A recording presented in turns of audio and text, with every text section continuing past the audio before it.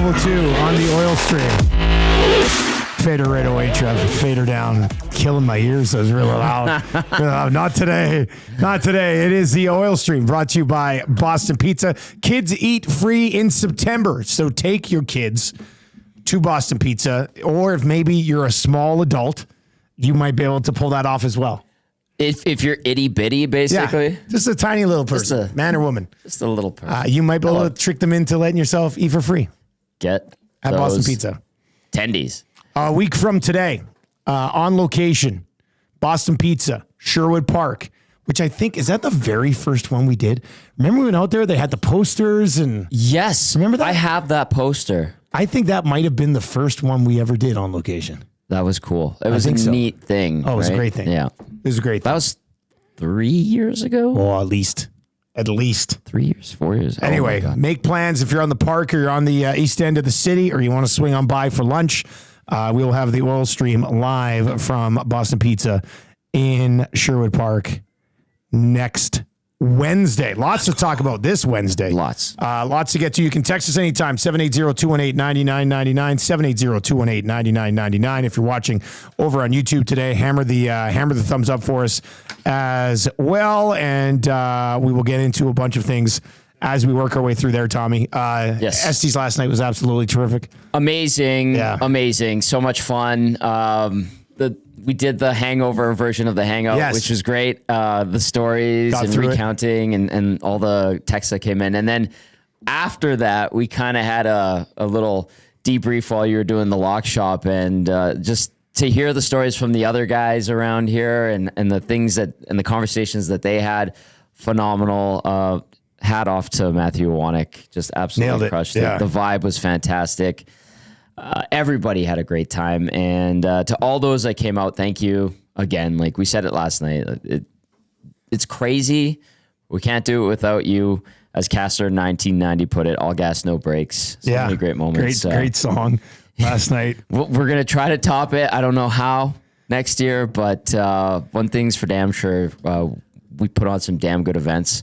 And let's keep this train going. The photos are starting to roll in. We'll have access to the videographer, obviously, who shot a video last night. We're going to edit that together. It should be pretty amazing. We're looking forward to that. If you have any questions, 780-218-9999. If you are listening on TuneIn or iHeart or at edmontonsportstalk.com, you know the lineup that we have here every day. Some of you might only listen to the Oil Stream podcast at a later time. Just a heads up, if you've not yet become aware of it, EST afternoons every single day from 1 to 3 with Hernan Salas, former Oiler, beauty lister, Joaquin Gage. Mm-hmm. And then from 3 to 6 every single day, the Reed Wilkins Show, which you can find here from 3 to 6 every single day, live on YouTube, live on TuneIn, live on iHeart, live at edmontonsportstalk.com, and podcast after the fact as well. I was telling the story the other day of a guy on Twitter who was like, man, Dusty, you got Reed filling in on 2 guys and a goalie, hey? Yes. Man, is he going to get his own show? Because I sure like that guy. I miss hearing him over on Chad. I was just like, yes, he has his own show from 3 to 6. Yeah. Every single day right here. I know they're going to be diving into a bunch of Oilers stuff today. Reed and I were talking. Yeah. There's lots to get to there as well. But as camp begins to open up, your questions to the inbox at 780-218-9999.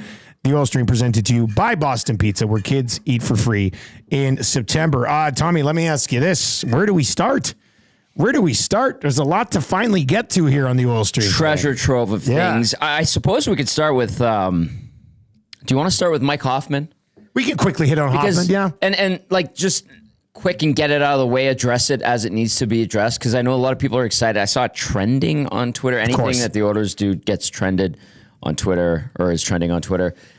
So Mike Hoffman, if you hadn't caught it earlier on social media or anything like that, PTO with the Oilers, and the guy's 34 years old. I mean, if this was Mike Hoffman, the guy that was scoring 20 and he cracked 30 the 1 year there, I think, good excitement, great addition. There was that controversy with him and Erik Karlsson in Ottawa and the wives and all that. And he spent some time with the Blues and then like the Habs, and then he returned to San Jose. Remember they had like Mike Hoffman mock jersey retirement when he was with the Sharks and then was flipped shortly after, but he actually played last year on a terrible San Jose team. The key word from Stan Bowman when he was asked about Mike Hoffman and his potential future as an Edmonton Oiler was it creates competition. Yeah. And if you're reading between the lines, that's basically saying, like, it's a little bit crowded at forward. Don't expect him to make this team. I'll just say it. I would be stunned if he does. Yeah. It's obviously not in the plans right now. Yes.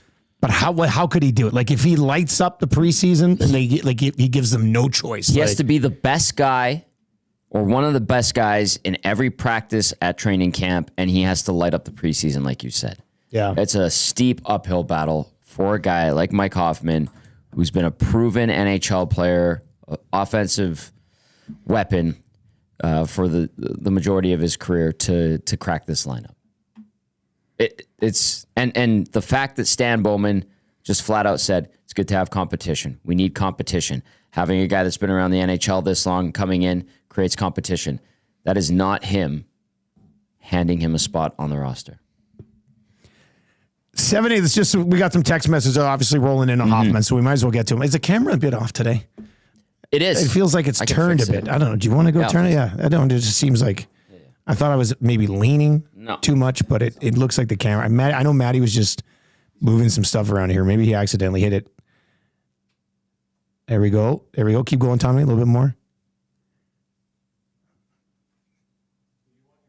Yeah, that might be better. That might be better. Let's get to some of these messages on Hoffman. This one is in. No name on this text just yet, but guys, does Hoffman play D as well? This PTO makes absolutely no sense. Well, but as you said, I mean, it's another body that can play some preseason games. Yeah. For him, right. So Zach Hyman doesn't have to play a preseason game here or there. You know, yes. That's how I kind of view it. Funny text, and like, haha, I get it, obviously. Yeah, and you know, there's favors for guys to give them a shot to show that they can still play. And, you know, we used the Christopher Stieg example. Like when he had the PTO with Edmonton, people thought his career was over, had a great preseason, ends up playing a couple more years with the Calgary Flames and extends his career. I would look at this as a similar situation. Yeah. Right? Like the fact that, and listen, man, like we know how stacked this team is at forward. I also like this element too. I was talking to Gager and Jay a little bit about this because I'm like, Gager, when you bring in a guy like that, what does it mean? He goes, well, warm body, and then it also sharpens up everybody else because now all of a sudden you got a guy that's been in the league for like the last decade who is hungry to stay in the league, and he's going to try to outperform everybody. It should naturally kind of bring out the best in guys and kind of get them a little bit uncomfortable, even though they have contracts. Like I like that element. Competition sharpens everybody else up. So there's no, it's a win-win, Dusty. Like you got a veteran guy around here, and he's a proven NHLer, but I do not expect him to be wearing an Oilers jersey on opening night. Saying this on September 18th.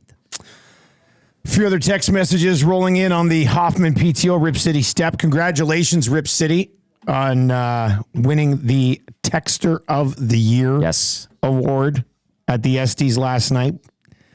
Also, does signing Hoffman to a PTO mean that the Oilers aren't trading for Erik Karlsson? Remember Erik Karlsson trade rumors? Yes. Those are always those are always terrific. That was deep off season. That was a good one. Well, him and Patrick Kane and Jonathan Taves, Dusty, and those were fun off-season conversations. Hampton Steve is in and says, guys, in my opinion, Hoffman just seems like insurance in case Podkolzin doesn't have a good camp. I also understand that rationale, but it sounds like Mac T said it when he was on the Hangout last week. The guys with the contracts, they get the win goes to them. You know, if it's a tie, the win goes to the guy with the contract. I don't think it has anything to do. Personally, Hampton Steve, I don't think it has anything to do with Podkolzin. Yeah, I don't think so. Podkolzin's going to be on the team. Yeah, and that's good. This is a good segue, if I may. Yep. Because Podkolzin was brought up with Stan Bowman. This is what he said, and this is what again, reading between the lines and listening to him. fresh start for, a guy that was a top 10 pick a few years ago now. And the physical side of his game was emphasized by Bowman. So I think we're expecting to see Podkolzin, and rightly so, in a bottom 6 role, 4th line, perhaps. Jeff Patterson was talking about it too. Podkolzin brings that physical element, not so much the offensive side. So this is not Clean Costin for those. It's like he's not going to run, beat the crap. But he's just not shy away from the physical part of the game, which is good. Hampton Steve, this is why I think it's different. Podkolzin and Hoffman, completely different players, and again, Podkolzin under contract, so.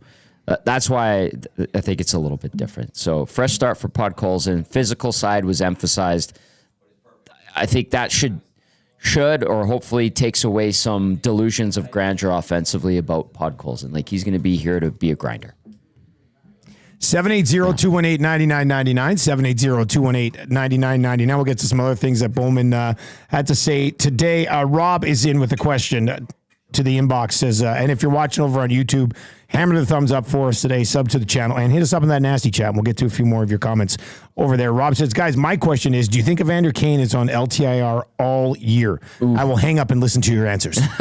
Thank you. Okay, this was also brought up. So we talked about it. I said, expect to hear Kane going for surgery. That was confirmed today. Evander did speak, as did Stan Bowman, about this. So surgery is confirmed. The quote from Stan Bowman is, he's not going to be here for a while. So, and he also talked about not needing to put Kane into LTIR right off the hop. Just start him in IR, see what happens with the rest of the roster. If they need to go retro LTIR, they can do that, but they are under the cap, so they don't necessarily need to go to LTIR. But when he goes, no, he's not going to be here for a while. Yeah. Will it be a Patrick Kane, Kucherov, it's happened before. Stone situation? Yeah. It could, but man, I said a month ago, it was hinted to me that there's a chance he might not play till the playoffs. So DNB down at the rink says Kane will have surgery in the next couple of days, both abductors, 2 hernias, and 2 abdominal tears. You and I talked about this too. It's why didn't he do this before? Yeah. Why didn't he go to surgery? And Bowman was asked about that. Yeah. What was the answer? He kind of put it on Kane and said, you'll have to ask him. Okay. And remember I said it's very ambiguous. It almost feels like there's a disconnect. I think that kind of confirms that. Yeah. What are you doing, Evander? Do you want the surgery? No, I don't want the surgery. Well, maybe I'll get the surgery. And because the answer was still cloudy and murky, Dusty, maybe there was a lack of communication, not a lack of communication, but maybe they weren't on the same page. And then now it's all right, well, I'm going to go get surgery. Yeah. I don't know. I don't know. Weird. It's weird. And usually it's well, I'm banged up. I need surgery after a season. I want to be ready for the next year. Guys go and get surgeries. And Bowman said some stuff about you don't want to get surgery and players know their bodies. And I understand that, but I don't know hernias that well, and Cass could probably speak to it because he had athletic pubalgia. Did it not first start in December though? He said he started feeling it in October. Last October. Kane did, yeah. So it's been a year. Yes. Got worse in December, January. DNB, I retweeted DNB. Yeah, okay. DNB's got some good stuff. Actually, he's going to be on. Excellent. EST afternoons with Hernan coming up right away. Perfect. Because DNB also added this, and good that we're getting him on. Could this cost him the whole season? Kane's quote was, I certainly hope not. But he didn't say no. That's vague, man. Yeah. So. All right. Well, that's something to keep tabs on. Anything else from Bowman today? I was obviously doing lock shop. Yes. I was taking notes. Okay. Brown, Emberson, Stetcher. Right? We've been talking about this as well. He said it's a fight for the spots on the right side. All of them, quote, a factor for us this year, unquote, is what Bowman is anticipating. So I know, people are saying, how about Justin Schultz? How about Kevin Shattenkirk? Barry a few weeks before that. It sounds like these are the guys that are going to be in the mix for, the second and third spot on the right side. A combination of them, how they sort themselves out in training camp and preseason will determine who plays with who, how much they play. But Bowman foresees those three being the guys on the right side on D after Evan Bouchard. Kind of a Debbie Downer for some people that wanted to see someone else come in. I understand that, but it's interesting. And then where it also takes us to is Travis Dermott, who has a PTO. Part of the reason they brought him in is he could slide to both sides. Obviously, a veteran guy. But, again, what Mac T said, Ty goes to the contract. Stetcher, Emberson, Brown all have contracts. Yeah. So, Yep. I mean, they're going to be here. Exactly. He did talk about Emberson, reiterated and emphasized the familiarity with Chris Knobloch. Recognized that he has a small, sample size in the National Hockey League, guessed some encouraging numbers. Did mention, though, that he followed and knew of Emberson back to his college days at Wisconsin, especially going into the draft, and they do want to give him a chance. And the thing I was told about Emberson is he could turn into a good news story for the team.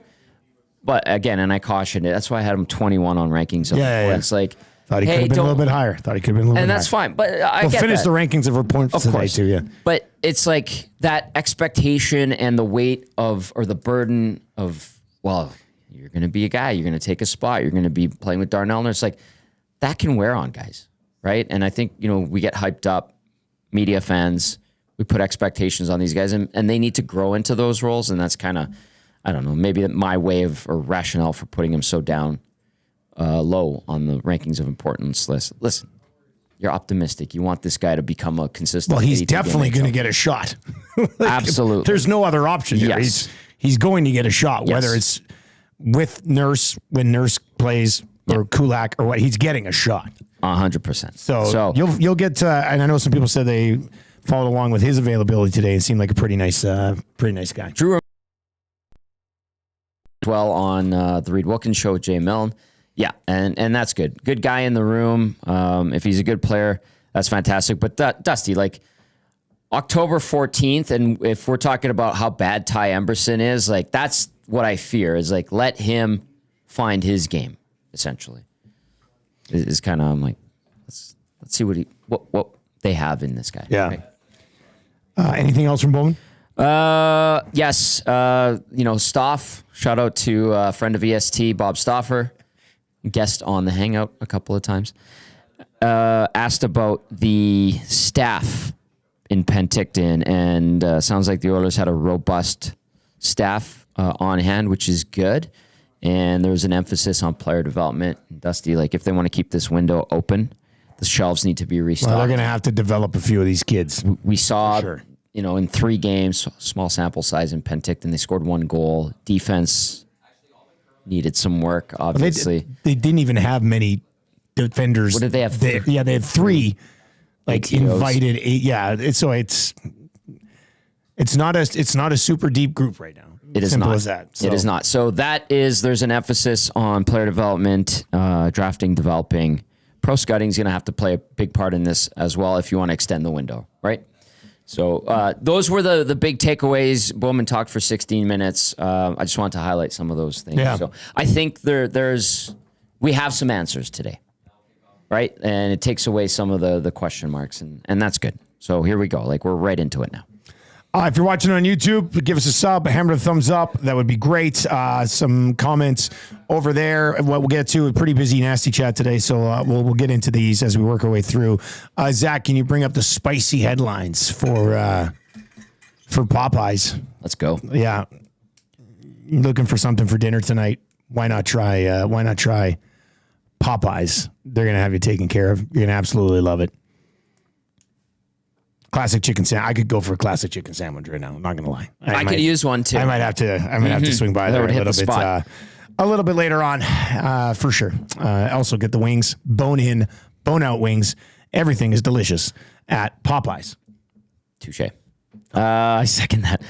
Rob from LA texting, why would Kane get surgery in the offseason? Still is getting paid. I would enjoy the offseason too. I understand that, but your job is to play hockey.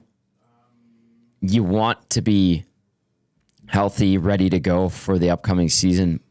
Most guys get the off-season surgery. So it Dusty, like, it's a bit odd.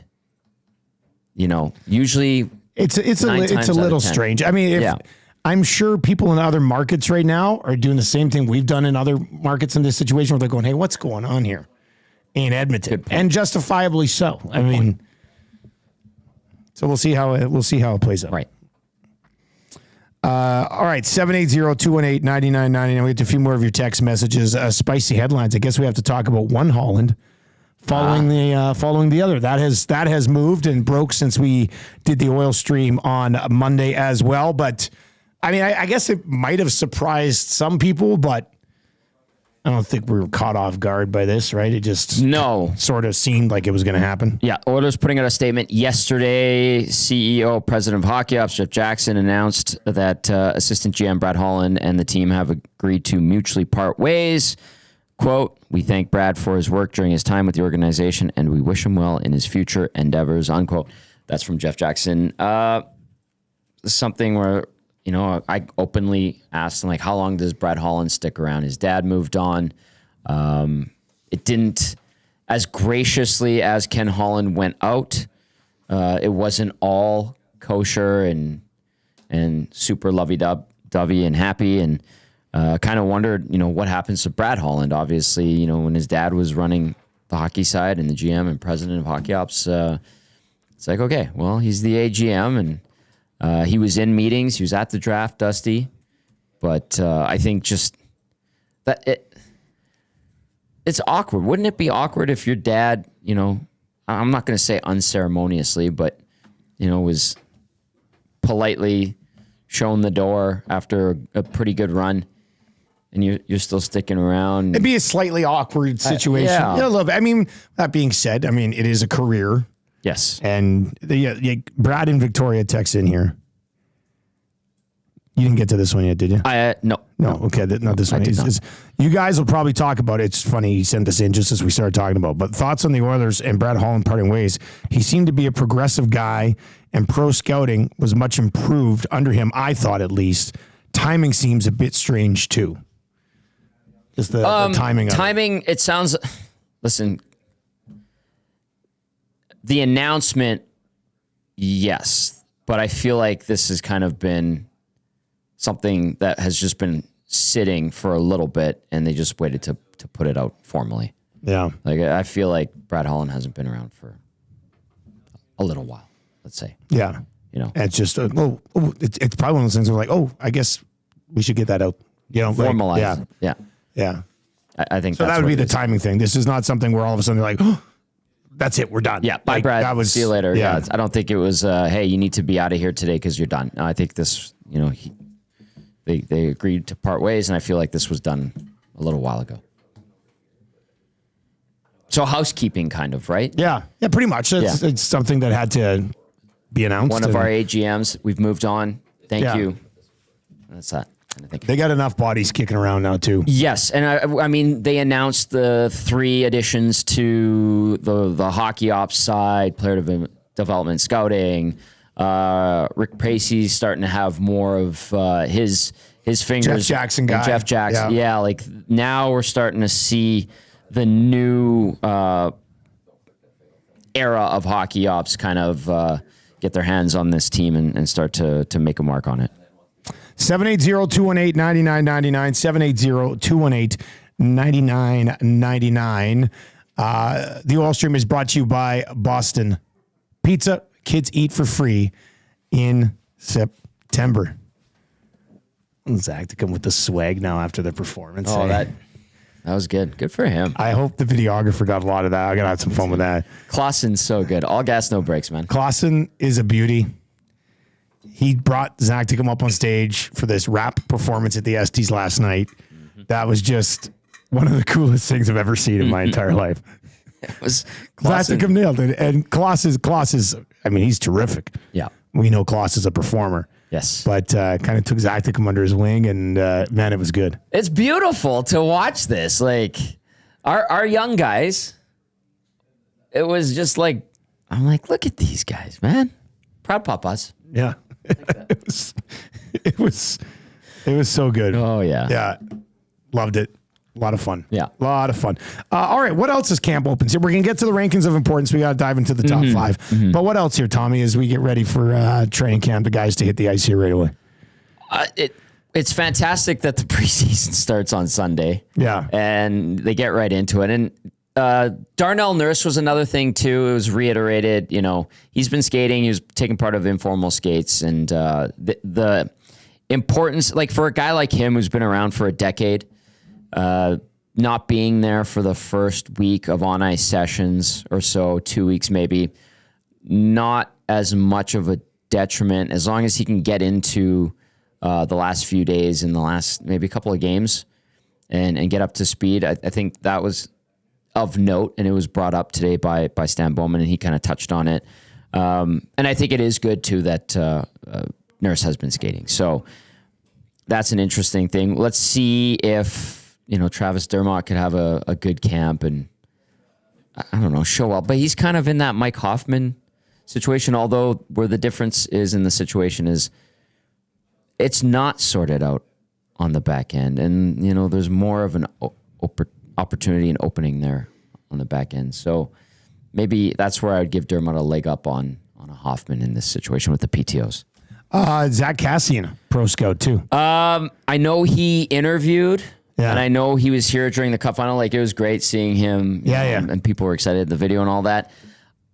From my last conversation with some people in Hockey Apps, I don't think he got the job. Oh, I thought somebody said today that he did. If he did, good for him. Very happy because, life after hockey is not always easy. And he actually went back and played in Europe. He was playing in Europe last year, But from what I last heard, I thought I saw something today. If they put it out there, good. I would be happy if he got the job. But it was sounding like it was...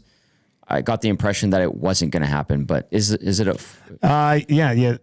Cassian is on with the Oilers. Okay, good. Pro scout. Good. Then he had good meetings, and then it went in the right direction. So saw it with Matheson. I'm not sure. Not sure where else, but last I heard, it wasn't a slam dunk, and it sounded like it might not be headed that way. But if it did happen, great.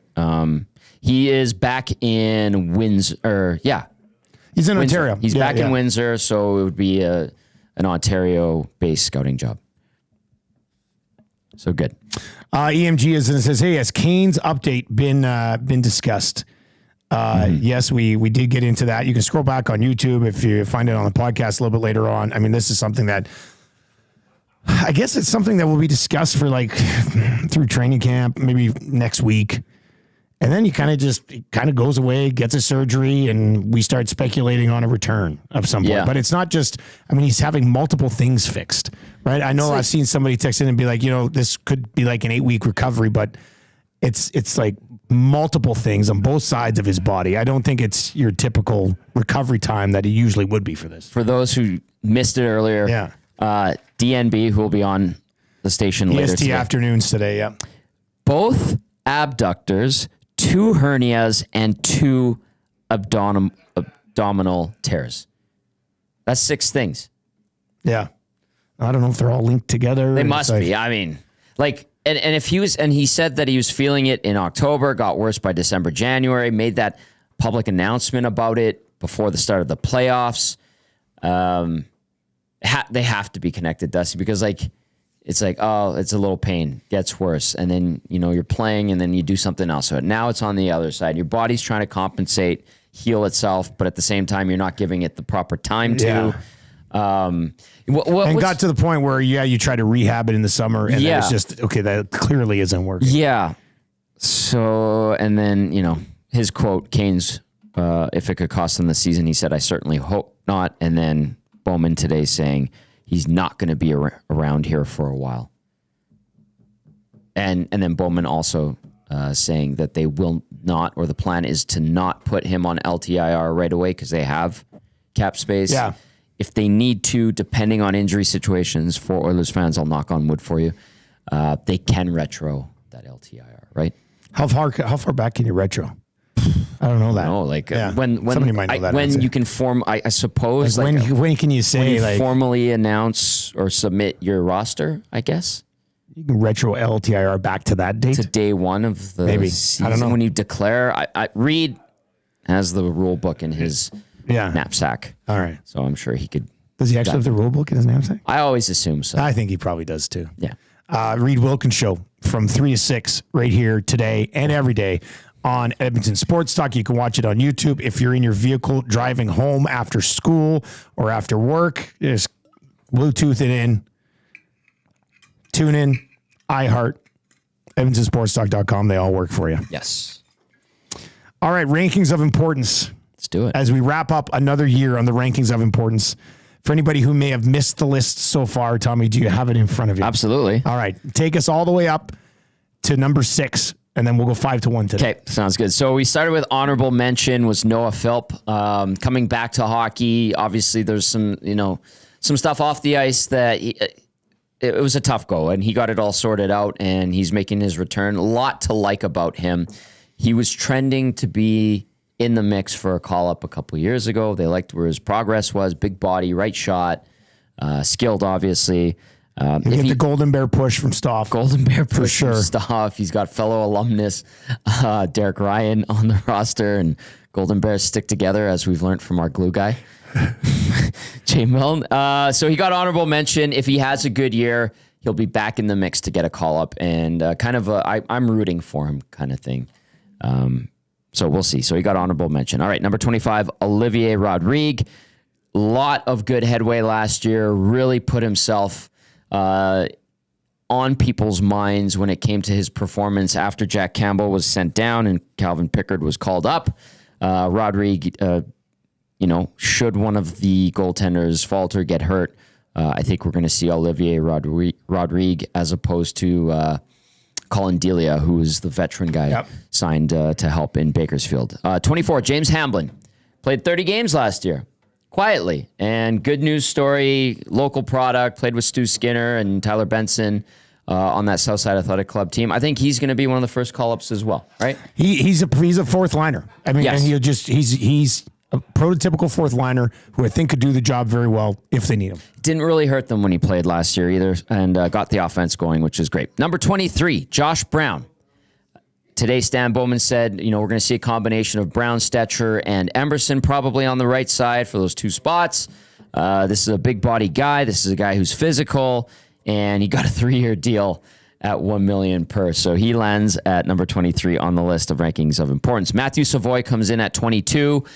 He was the best thing from the Oilers outside of the goaltending in Penticton.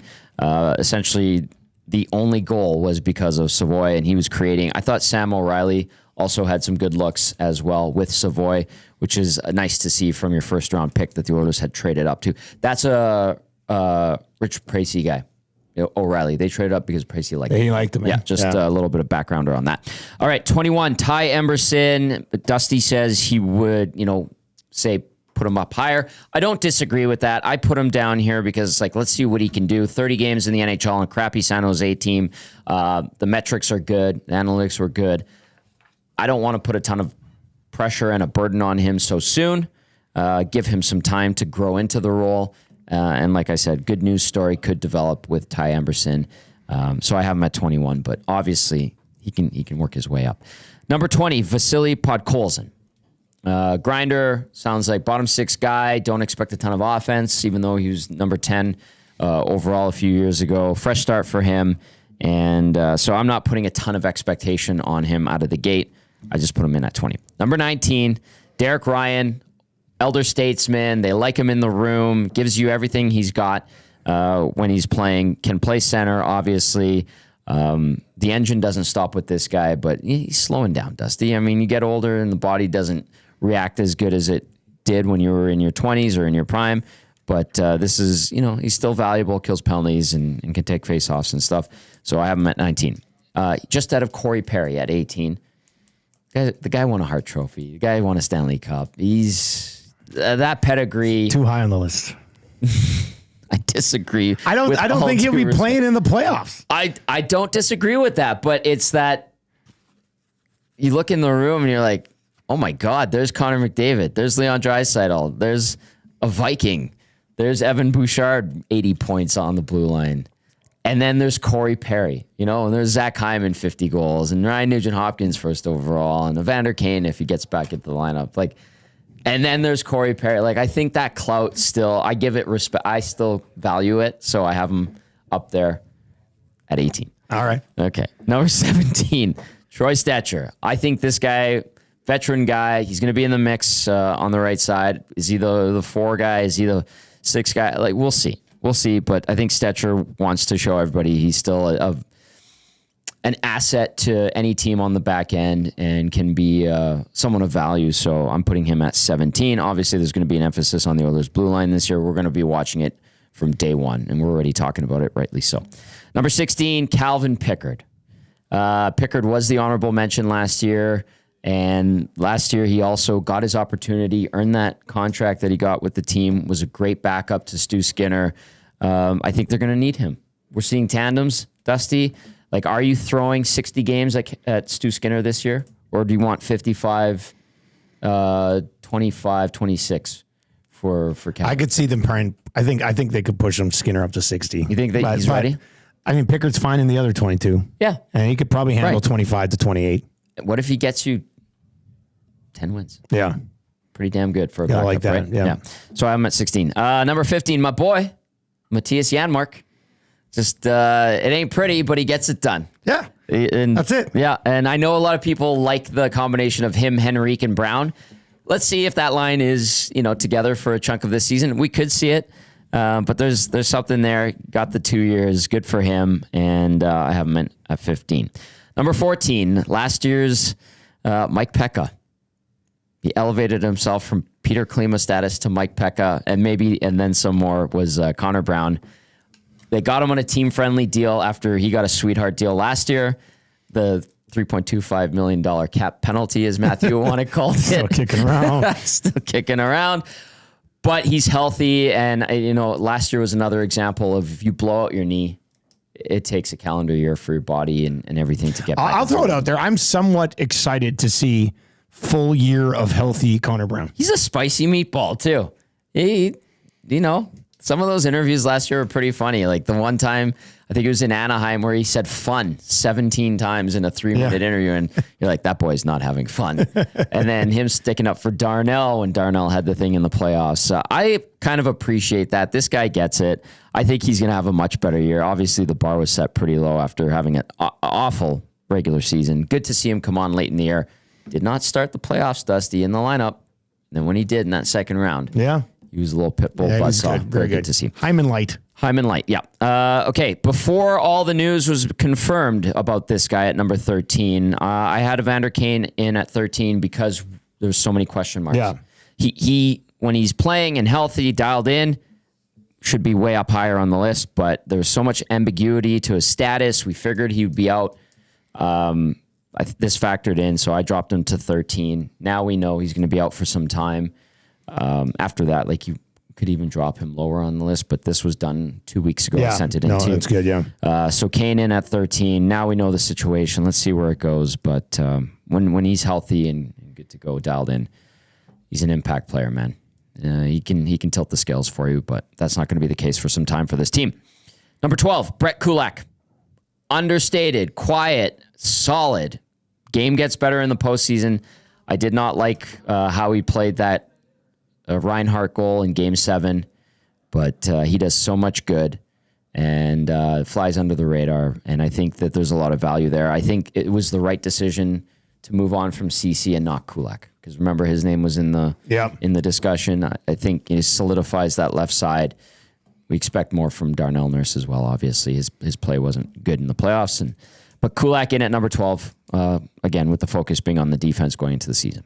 Number 11, Victor Arvidsson, buzzsaw, health situation. That's why the Kings moved on from him, because he couldn't stay healthy. They said, thank you, Victor. We're going to move on. The Oilers said, we'll bring you in for a couple years.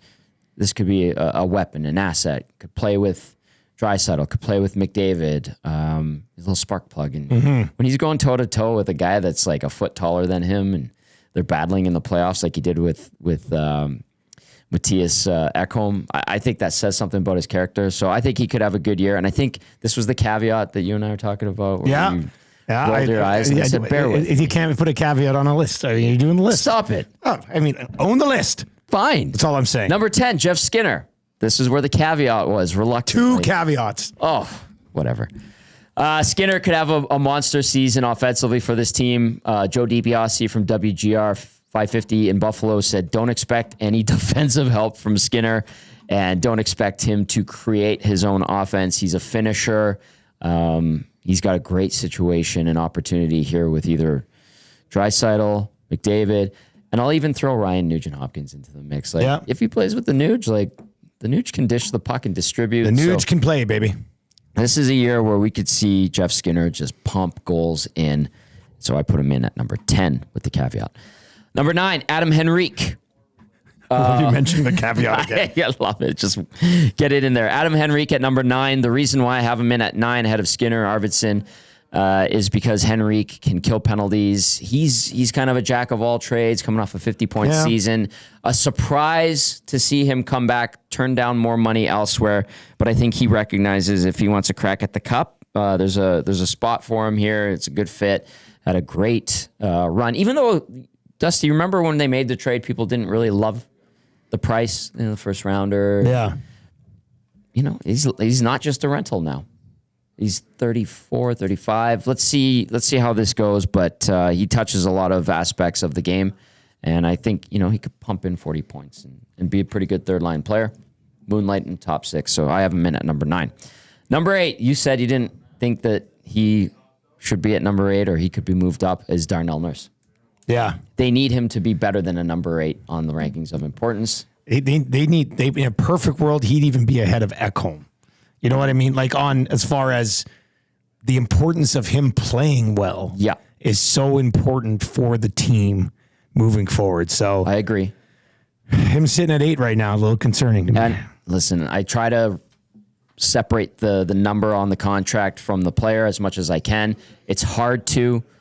We see the text on the morning show. We see it on the oil stream. We see it on pre and post game. But with his play, I dropped him down to number 8. He is more than capable of being more valuable, has been for this team. He's going to put on his work boots, and I think he's going to be determined to have a good season and prove and shove it in my face that he's better than a number 8 on the rankings of importance, and that's a good thing. Number 7, Ryan Nugent-Hopkins. You said it. I think I would have Darnell Nurse ahead of the Nuge on this list, and I don't have a problem with that whatsoever, but Nugent-Hopkins, he's not a 100-point guy necessarily. He'll get you 70, 80. He is a valuable piece of that number 1 power play, and he also is a penalty killer. Just Nuge is a rock-solid player, top 9 guy, let's just call him. Move him around, wing, center, whatever. Doesn't drive his line, but... He's the Nuge. He's the Nuge, man. Yeah. Put him at number 1. I don't even care. It's the Nuge. It's the Nuge. Yeah. He's a lifer as an Oiler, and has put him at 7. I think he's a highly effective player. Number 6, Zach Hyman. 50-plus goals last year. Can he do it again? I don't know. This is a guy that anytime you try to knock him or say he can't do it, he goes out and he does it. I'd be pretty surprised if he does 50 again. I would be too. So go get it. Go get it again. Go get it. Be a dog on a bone, I would love to be proven wrong, but that was a phenomenal season. Just fantastic. And the hustle's always there, plays the game the right way, goes to the dirty areas, and I think he elevated himself after that performance last year. Showed up in the playoffs again, obviously. He earned the number 6 spot. And it's saying something when a guy with 50-plus goals the year prior is 6th on the rankings of importance. How good is the team that they have right now when a 50-goal scorer is number 6 on the ROI? It's pretty impressive. It brings us to the top 5. Tommy Gazzola, number 5 on the list. The Viking, Matthias Ekholm. And amazing how this has panned out after the Tyson Barrie trade and Reed Schaefer, obviously. And I think the first rounder was in the mix too. This is Edmonton's Evan Bouchard whisperer. This is... I toyed with the idea of having him ahead of Bouchard, but it's hard to do when Bouchard's so good offensively, and then you're watching Bouchard get better defensively. My question about Bouchard this year is like, and we're going to get to Bouchard right away here. It's just how does he start the year? And I don't think Evan Bouchard is the defenseman that he has become without Matthias Ekholm. Yeah, I think that's. I know some people are like, yeah, but Boucher's good no matter who he's out there with. Not true. No, that's but hasn't been the case. I think even if some people view that as the case, I still think he's gotten there because of his play with Ekholm. You know what I mean? Yeah. So that's why. And listen, Ekholm's getting older, but I feel Dusty. He plays a style that, in a way that he can still maintain a pretty high level for, like, he's not overly physical. Yeah. He's not running around too much. He's just smart, calm, cool, collected, and composed. That the impact that Ekholm is, Reed and I were talking about this.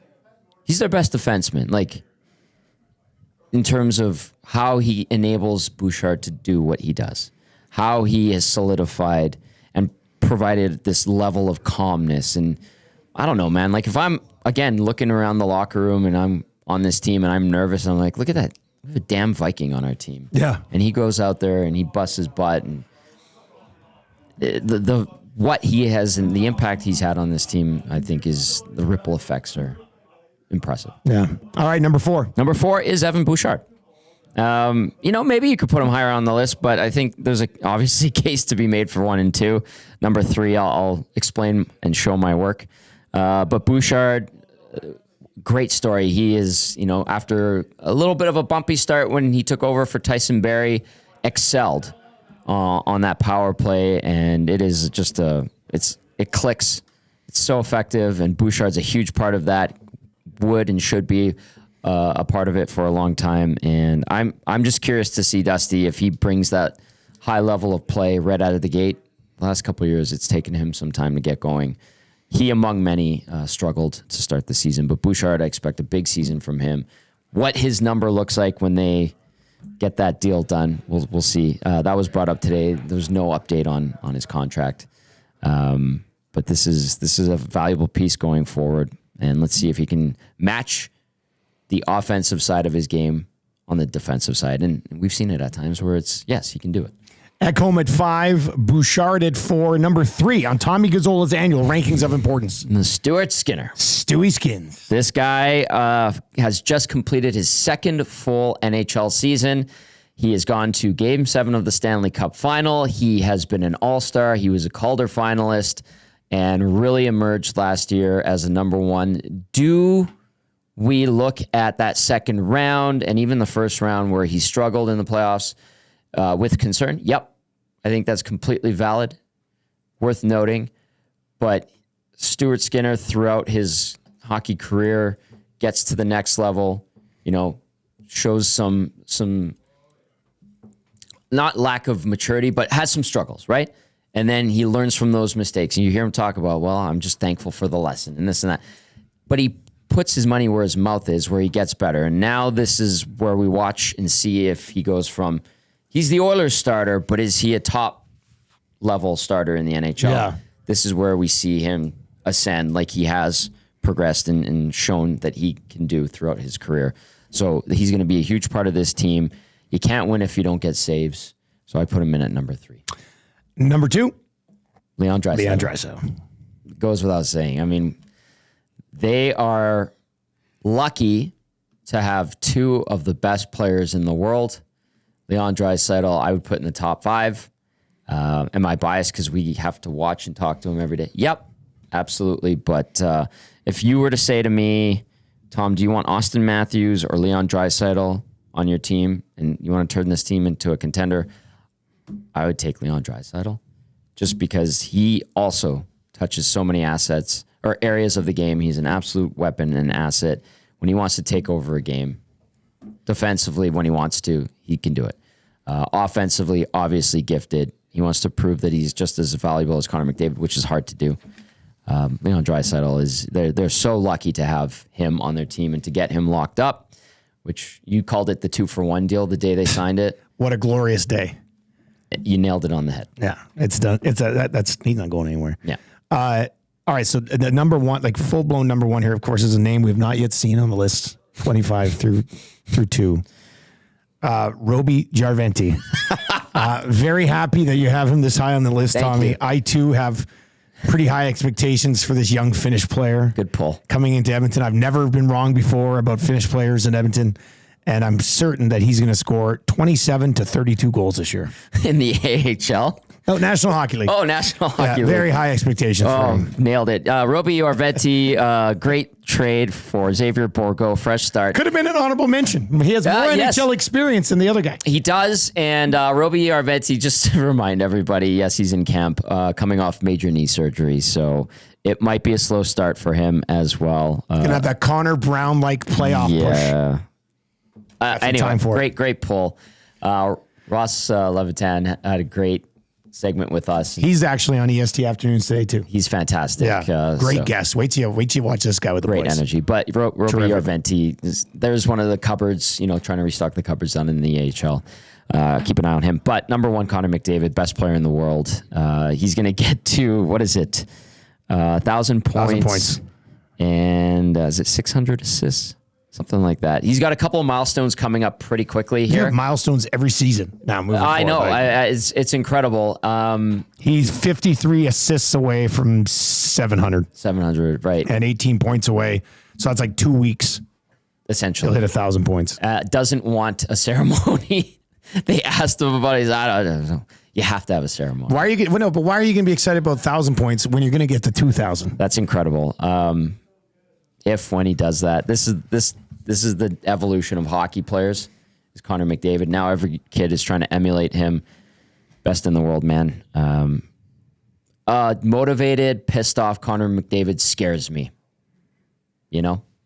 Losing Game 7 of the Cup final. That video that Oilers TV put out of him as Gary Bettman's announcing him as the Conn Smythe winner, just staring into the abyss. Yeah. That's and a healthy Connor McDavid as well is a scary, scary thing for the National Hockey League. Connor McDavid is going into his 10th NHL season. Mm-hmm. I can't believe that we're saying that already. I know. Is it not nuts?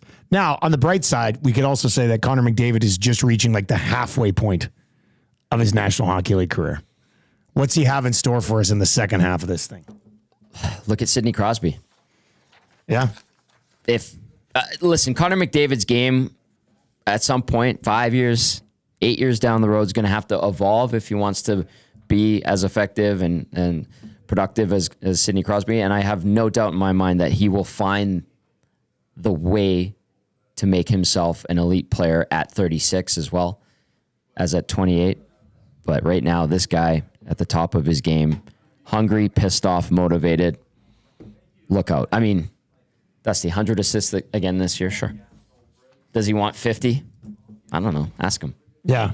I mean, he showed he could score 60. 64. So he can pretty much do whatever he wants. Yeah. He's like the kid who's been tiered too low. Yeah. And you can tell. That's going to do it for the Oil Stream today. Coming up next here on Edmonton Sports Talk, if you're listening on TuneIn or iHeart or at edmontonsportstalk.com. If you're watching on YouTube, Autoplay will take you right on over to the boys. EST Afternoons is coming up with Hernan Salas, Joaquin Gage, and I believe they call them Coobs. There's Coobs. The Coob. Oh, sorry. Oh. The Coob. This My just bad. gets worse. Sorry, the Coob. Ross Levitan will be on to preview the Sens in about 25 minutes. He's outstanding as a guest. Yep. And then DNB, Daniel Nugent-Bowman, 2:20 today to talk Oilers with Hernan and Gager. So stick around for that on YouTube. Hammer a thumbs up for them. And don't go anywhere if you're listening on TuneIn or iHeart or edmontonsportstalk.com. Quick little dose of Whale and the Wolf, followed by EST Afternoons. Reed Wilkins Show with the glue guy, Jay Milne. And I know Reed's got a bunch of clips locked and loaded for you as